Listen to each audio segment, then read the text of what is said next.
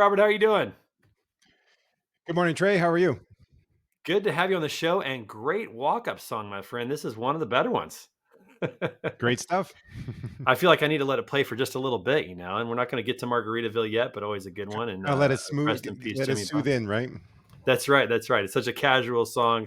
Are you a guitar player? Are you a musician? Do you like that kind of thing, or is this just I one of your love favorites? music, and I really wish I had the ability to play a guitar like yours behind. I have an uncle that's very musically talented, but me, I'm two left feet when it comes to music. But as far as loving music and varieties of types, I'm all for music.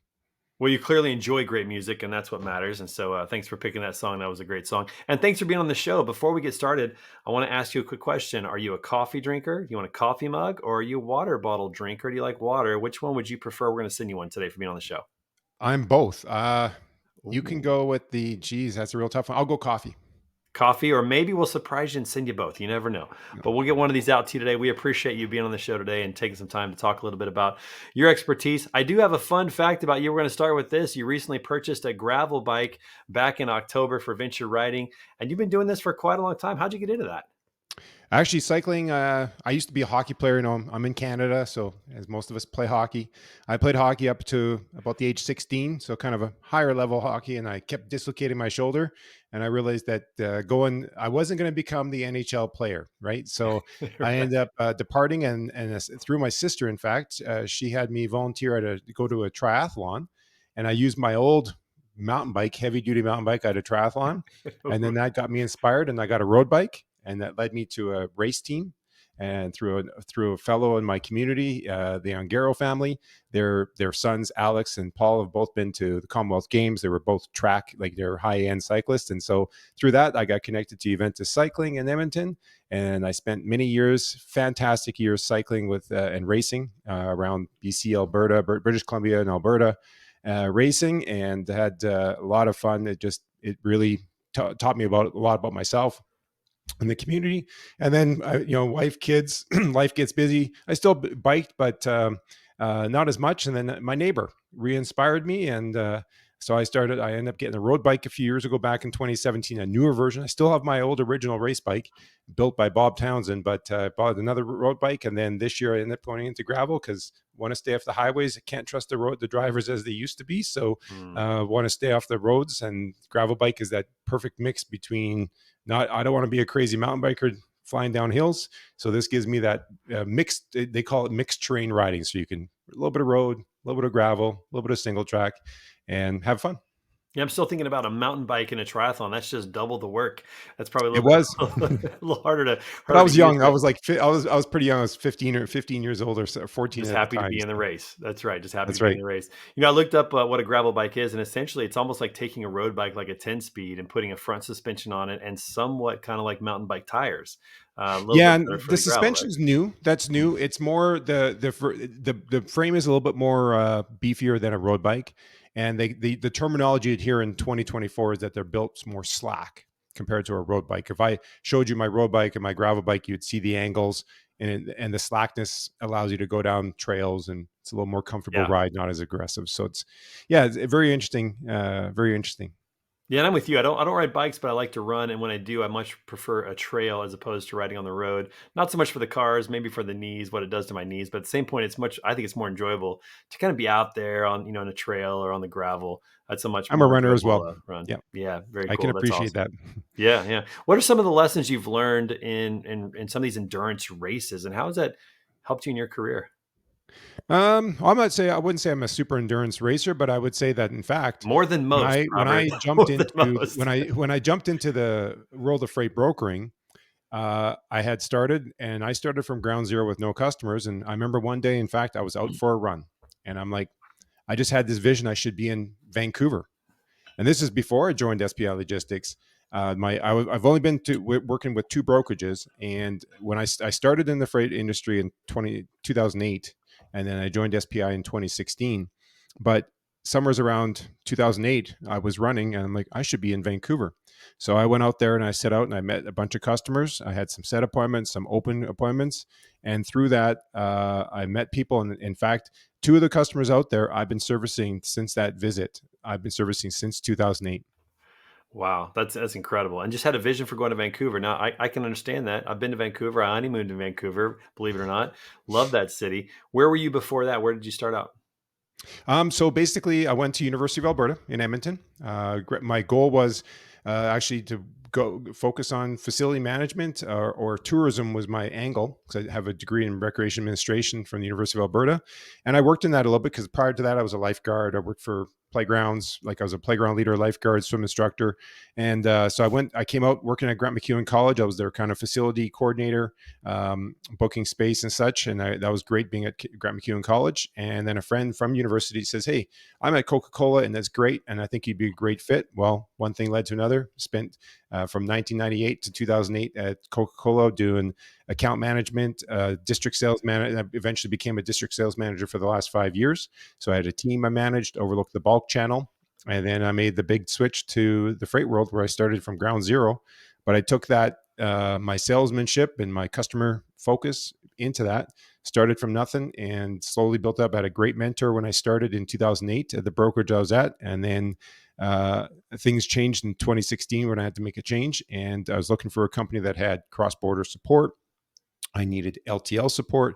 I was doing intermodal, full truckload, a variety of. I'm a generalist, I guess you'd say. A lot of broker agents are very mode specific, just reefer, just flatbed. But I focused more on customers. I looked at it from the standpoint, if I can service the customer in a variety of ways, that was my goal. And so I came across SPI Logistics, and it was a perfect fit. And literally within it was January 6th or the 8th or something. It was right at the very beginning of January.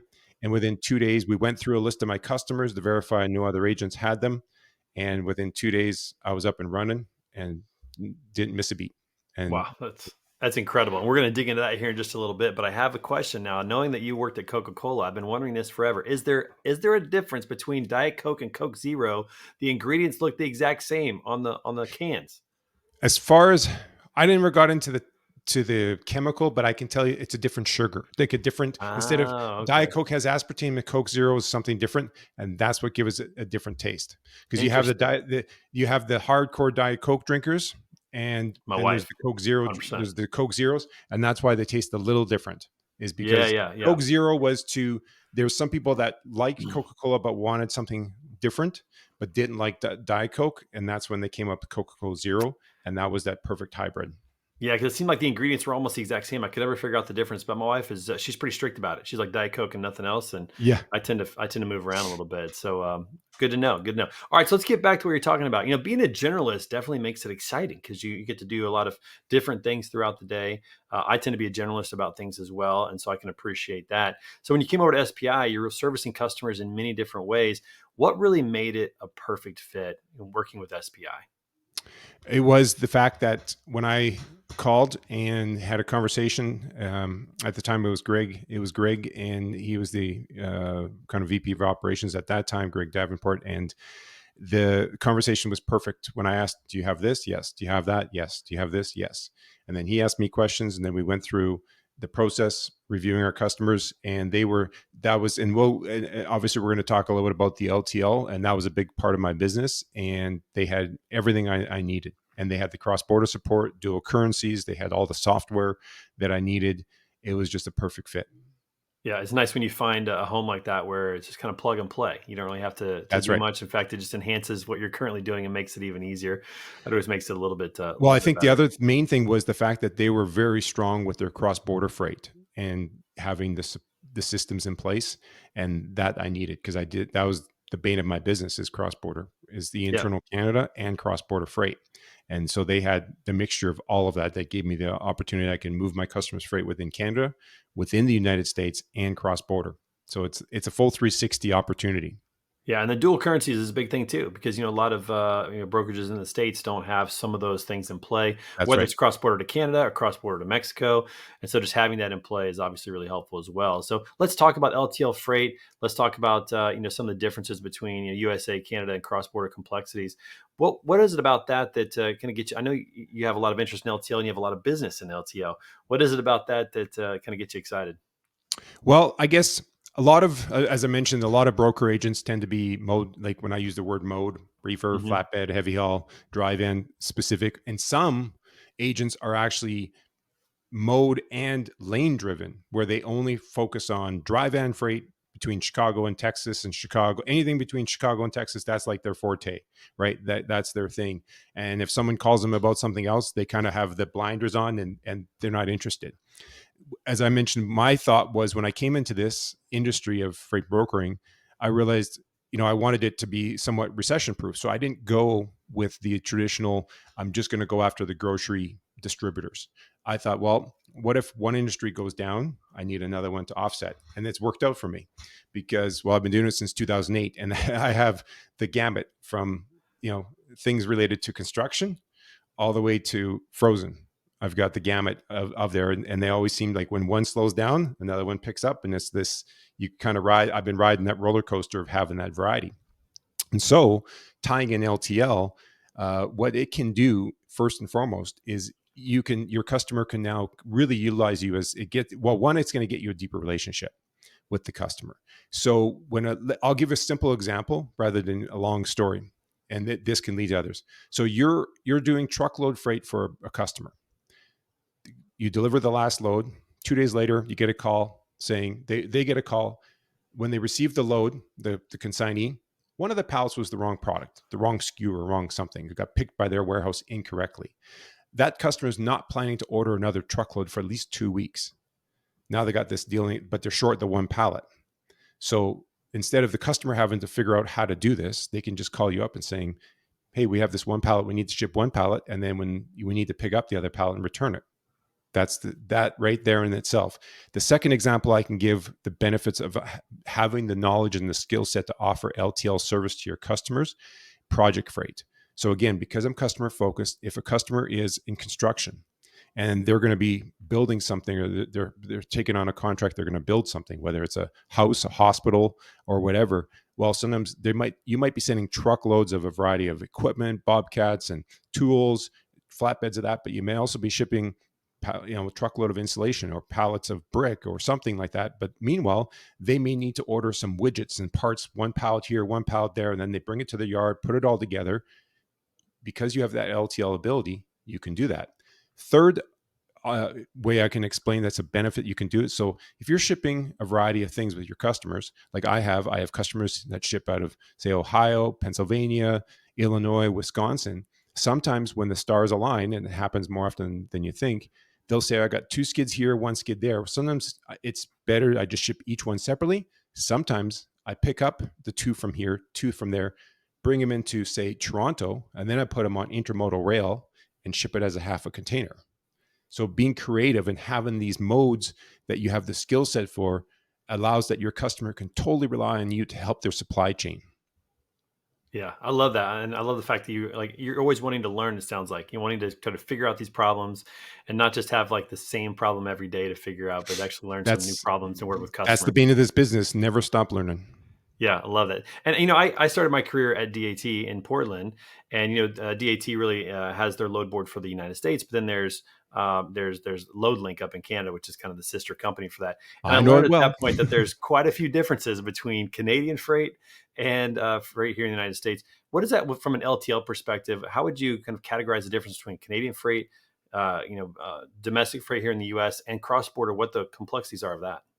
Well, I'll touch on this and then I'll get on to the next. But the basic summary is, if you're taking an LTL freight, like one pallet in Canada going from, say, Vancouver to Toronto or Montreal, and you're taking one pallet from Houston, Texas to Chicago, and you're doing the price calculations, number one difference is, in Canada, the pricing structure is much simpler.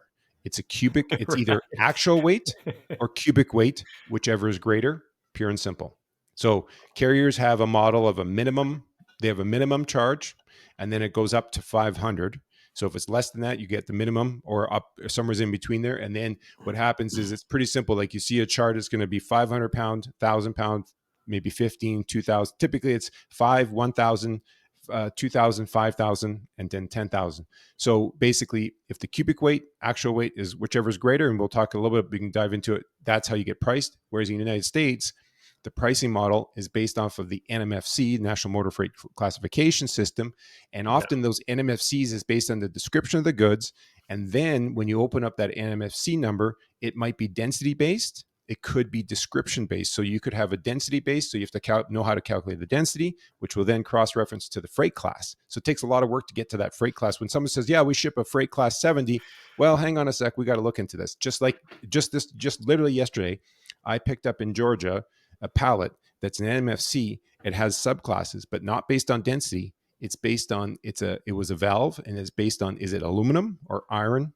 There's different, how the component, so what it's made of was the determining factor to determine the NMFC. So that's the simple answer. This reminds me of our system of measurement here in the United States. We seems like we make it more complex than it needs to be.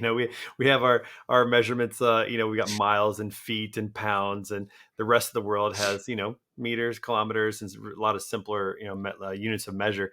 Why do we make it so complicated, Robert? Well, what's the actually, deal? I have to say Canada's a bit messed up. You know why? Because we're supposed to be all kilograms. Well, guess what? The price of hamburgers advertised on a pound basis. Really? Oh, well, see, Yes. we've got a few things. We've got liters for a few things, like sodas and, some of those types of things, but not a lot of things. And we have meters only for certain sports, unpopular sports like swimming, And in track and theory, field. like if you go to a job site and you're working, most of the time you're cutting wood, it's not in millimeters and centimeters, which would be more accurate. But a lot of times they say, cut me a piece of wood at 7 3/8. Yeah, it's So crazy. I don't know. Yeah. and if you go to the hardware store, you're not ordering 1,000 millimeters of wood. Yeah. See, that's America's bad influence on Canada. That's what that is. That's We're right. not doing that to other We're countries so in the world. mixed We've up. done it to It's a Canada. I know. we're a mishmash of both. You got the international, flair, which is way simpler, and then you've got us trying to work with us, and oh, that's hilarious. Yeah, the LTL classification system is pretty archaic, and it seems like, why do we still have this? Like, who has the stronghold? Why do we keep using it?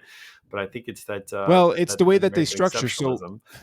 if I can kind of touch on one thing about LTL, because sometimes say if someone who's in the freight industry has seen this podcast and is thinking, boy, that sounds like a great idea. I should really offer LTL freight. Hang on a second here.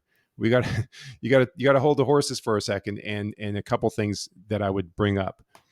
If you're going to enter your customers and you want to try to provide service, a value added services of LTL freight, something to consider. Number one, patience.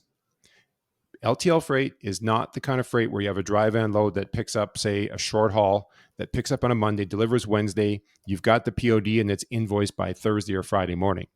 That's not happening with LTL. Even if it's only a next day service, if everything's right, sure.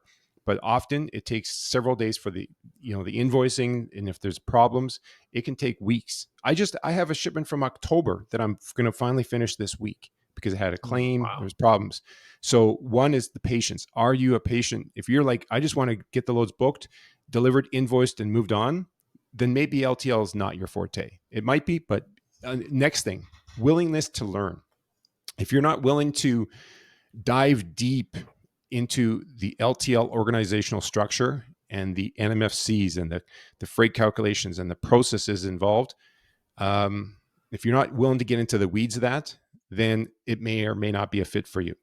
The other thing to consider with LTL freight, it's very competitive. So it may not always be the highest dollar value, right? But your percentage wise, if you're making, 15 or 10 or 15% on a truckload of $2,000, you might be shipping a pallet that's $200, and you may only put $40 or $50 profit, $60 profit, depends what it is. And so the dollar value may not look good, but really it looks like 26, 50, 40%, 30%. It can look good on a percentage ways, but dollar value. The other thing is the appreciation of the entire complexities of it, because when you think about, if you compare a truckload, like right now, you and I could go out, create a trucking business tomorrow, hire 5, 6, 7 owner operators, both working. You and I could be working from our home. We split the country. You're dispatching these drivers, I'm dispatching those ones, and we're working from our home. We have 5 trucks. We have no facilities. The drivers work from their homes and they take the loads, and right, it's all done. There's no infrastructure there. There's just you and I. We're doing everything. We're dealing with the brokers and all the paperwork. And as we grow, okay, maybe we add 1 or 2 people, but essentially it's pretty darn simple. If you go to open up an LTL business and you want to be an LTL carrier, you're buying you have to have a warehouse at minimum. You're going to need a bunch of trucks for the pickup and deliveries. You're going to need dispatchers. You're going to need a safety manager. You're going to need customer service staff. You're going to need someone to hire all these staff and manage all this. So right from the hop, their their investment is huge, but yet they're expected in the marketplace to come out and provide low cost options and provide consistent daily service. So that is one thing. Like you're going to get one thing about LTL freight is you're going to get that consistency. You can pick up if it's 1 to 4 skids. You can literally call unless it's a remote town where it's only serviced certain days of the week. I have that history there. There's a lot there, but generally, if you're in major cities, you can dispatch every single day and get a truck. Whereas sometimes with those truckloads, you may or may not get a truck that same day, maybe the next day. But LTL freight can be done daily. Yeah, there's reasons why we have hundreds of thousands of truckload carriers and only hundreds of common LTL carriers. It's a hard game to get into. It's a lot of complexities and infrastructure and networks that have been created over a long time. And so it's Well, definitely a learning game, that's for sure. and I was going to say that the real thing that the other thing is there's the whole thing about claims, but appreciating that there's a claims process and there's that as well. But I think the best thing that LTL can do for you if you're willing to dive in and learn is it will take your customer relationship level from say the kind of an entry level to a risk kind of level, and sorry, I would say to an excellence level, meaning because when you go into the LTL world, you have to become an educator and a consultant for your customer. You need to take the time to understand how their warehouse works. You want it so that you learn their products, that you get to the point where if they have, product A, B, C, or A20 and code A, D20 and D60s, all these different codes. And when your customer can call, say, yeah, we got a pallet that's going to have, 3 boxes of this, 4 boxes of that, and 3 boxes of this, and you know what it is, you can calculate and say, okay, that's going to be a 48 by 48 by 64 pallet, and it's going to weigh this much. Your customer doesn't have to tell you all the weights. I have that with customers. That is huge. And so, but part of that process though is when you enter and venture into the world of LTL, you need to look at how are your customers' freights. If their boxes always overhang the pallets because they always do truckloads, well, that's not suitable because if boxes overhang up the footprint on the pallet, that shipper's risk and liability, which will lead to a claim. And then the customer is disappointed because you didn't educate them that, well, yeah, it shipped out and there's a claim, but we can't put the claim through because your pallet wasn't professionally packaged to withstand the rigors of LTL freight. So you have to be an educator. You have to teach them. If they're only putting a little bit of wrap and they say, well, we want to do LTL.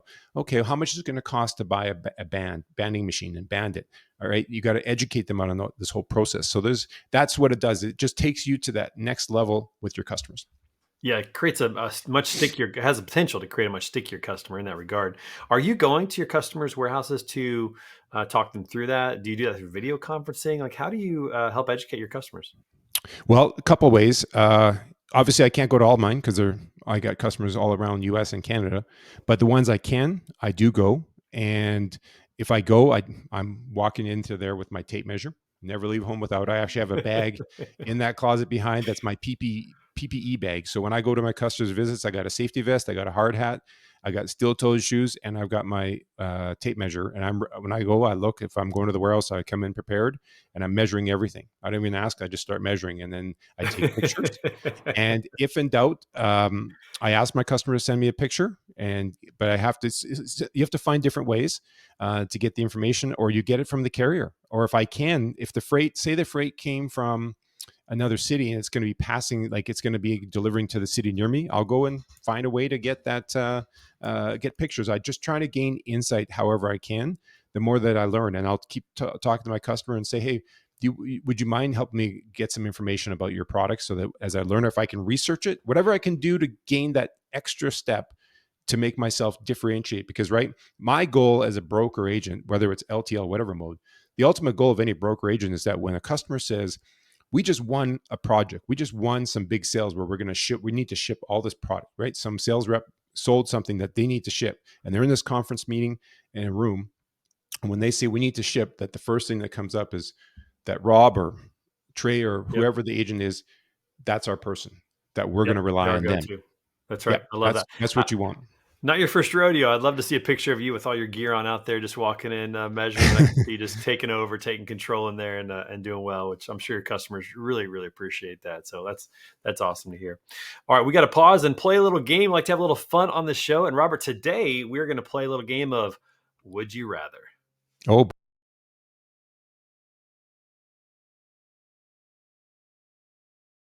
All right, Robert. The way this game works is we're going to put some statements up on the screen, some kind of this or that type of thing. So, would you rather do this or that? You got to pick one and tell us why real quick, and then we'll move on to the next one. The first one we have for you today is: would you rather be stuck in a romantic comedy with your worst enemy, or in a horror movie with your best friend?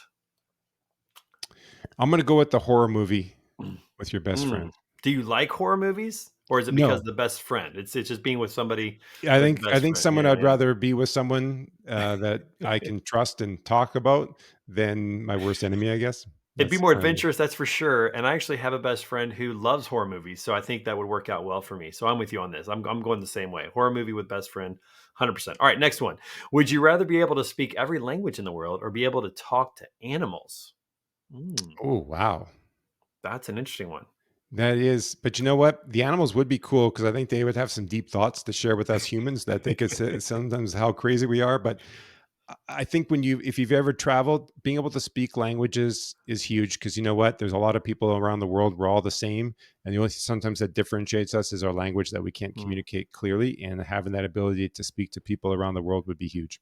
So you're on the practical side of every language, which certainly looks better in public. If you're speaking to animals, people might think you're weird. But if you can speak languages, people are like, wow, look at that guy. He's so smart. So Exactly. we go Exactly. that route. Animals would be interesting, though. Would be It interesting. I would agree with you on that. That would be interesting. All right. Round three. Which one? Would you rather have a knife when you need a spoon or a spoon when you need a knife? spoon all day long. Really? Oh, for sure. I can Hmm, cut lots with a okay. spoon. I can dig things. Possibly, if it's sharp enough, maybe if it's a plastic spoon, you're done. I see. I kind of go. I got it the other way. And I can do anything with a knife because the opposite side of a knife is not sharp, so I could eat with that side if I Oh, had to. But true, a knife, true. Yeah, yeah, I you agree. know, Yeah, that's like good. you can do. There's more possibilities with a knife to cut things to Sure. actually eat. Sometimes the spoon And it's doesn't. actually You're like, easier to carry. It's flat. could you cut a steak with a spoon? That would be interesting. I don't know. I'm not sure, but I think I could eat cereal with a knife. I think a Yeah, little bit, it'd be a little bit. oh, Be that tough. would Be be tough. now, I see you make some funny videos. That would be a shorty thing. That would be the viral shorty of the day. I might have to do it this afternoon. Make a little video of me eating, trying to eat cereal with a knife. I like where you're going with that, Robert. Okay, next Yeah. one. Would you rather have to use shrimp flavored toothpaste or deodorant that smells like cheese? Who's coming up with these? All right, which one? Oh. Shrimp I'm gonna go flavored with the shrimp toothpaste or flavored deodorant? toothpaste because at least, you know what? It kinda seems exotic, like, "Hey, this guy was eating shrimp." That seems Oh, kinda that's cool. right. And you can always wash it down with something else later. You can kind of get over it, right? But cheese deodorant, what is that? That's nobody wants to Yeah. smell like cheese. Yeah, I'm with you on that. That's terrible. All right. Final round, Robert. Here we go. Almost done with this. All right. Would you rather eat all your food with your hands or use utensils with only your non-dominant hand? Oh, we just talked about this yesterday with a friend of mine. Which would you rather do? Eat with your hands only or have to use your non-dominant hand? I think eat with my hands only. Just because I have a funky hand. My left hand that's the non-dominant, it's It's webbed, like, it's smaller, and so okay. it's just not the Might not same. work. Might not So, work. yeah, it wouldn't be it would work, but it's just yeah, I'd rather eat And with my there's hands something for there's sure. something fun about eating with your hands too. Kind of something enjoyable, especially if it's something you can lick later. Like Doritos are great because you get a little extra afterwards. Get a little extra bonus. So Exactly. I'm with you on that. I think that's a It's good kinda one. All right. Well, primitive too. It's kinda primitive as well, right? So that's right. That's right. Well, Robert, thank you for playing Would You Rather. That was fun. I always enjoy having those conversations. And we have one more. We have a random question of the day. We always like to throw this out, just something kind of fun. So here's our random question of the day. What would a world populated by clones of you be like? So the world is just all Roberts. What would that be like? oh boy. My wife would sure have comments about that, A I think. lot of cycling going on, probably a lot of races. I Everybody think be on the so. I bikes. the only thing I guess I could say is I'm a pretty high energy person, so I'd say that's a positive. That is, The yeah. unfortunate thing is that the world would not have a lot of music. I could Mm. we could pretend that we would think that we're singing, but I guess you know what though? If it's all me, I would think I'm sounding really good. So if it's all of us, we're all going to sound Yeah, really good. But that's to right. anyone else, it just wouldn't be there. And then you know what? I love to research, so that part's good. I'm willing to dive into research, but and I'm okay with math, but math is not my strong point. So to design a bridge and calculate a bridge could be a real. There could be a lot of Be a rivers problem. without crossings. We'd have to Could be use, a but problem. that's okay. I like to kayak and paddleboard, so the whole world would just have to kayak and paddleboard across rivers because I couldn't build a bridge. So It'd be a that very would be the natural world. consequence. I like it. I like your creativity with that. That's awesome. I love that. That's so good. What a question. That's a nice random question today. All right, Robert. So I got one more question to ask you about your work, and then we're going to get you out of here and get you on your way today. So, you've been with SPI for a long time. What keeps you at SPI? What is it about working with the team at SPI that keeps you around? The support. You've got an accounts payable, accounts receivable team, and you got a client care team, and then you got upper management. From Anita to Mark to Joe, Mike. There's Peter, and then Mitch, the owner.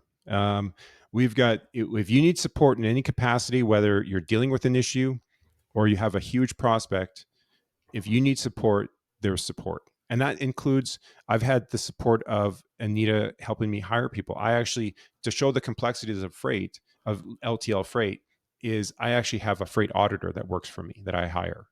So 20 hours a week, that person's there to help me keep on top of my LTL freight for tracking, tracing, and billing purposes so that it makes it a little bit easier for SPI's back end. And I try to be, so that things match up and everything is, and I'm dealing with all the complexities behind the scenes so that when it's all said and done, it's easy once it hits the back office. And that's just because of the nature of my business. I'm not saying that's necessary for all agents, but for my particular book of business, it just works. I think it works a little bit better. Yeah, So and I I gotta think that agree with that you. combination there. I kind of agree with you. When I met the team at SPI, I could just tell that they love taking care of their agents, and it's real passion for them, and they mean it. They're not just saying it; they really mean it. I got to speak with the support staff when I was up there. Just phenomenal people. And so it's been a pleasure to have you on the show, Robert, and talk about your experience with SPI. Thanks for being so creative and having fun with us today. We're going to get you out of here with a little more Margaritaville. So great walk up song for that. Is that what? Kudos to you and congratulations to you. You don't talk about yourself a lot, but you have quite the accolade of accomplishments in your career. And sometimes in our life, what we do in one part, like you talked about, you've had an accomplished sales career, but you're a teacher. And when you're a teacher, you're a salesperson, right? You have to sell to the kids to teach. You have to talk your principals away, and you got to talk to parents. You're always selling, and Yeah, that's yeah. led you to the success you're having today. So I congratulations to you. appreciate that. That's very kind of you to say. You're welcome on the show anytime, my friend. You have to have me back on the show. But Yeah. thanks again for being on the show today. We'll see you real soon. Thanks so much.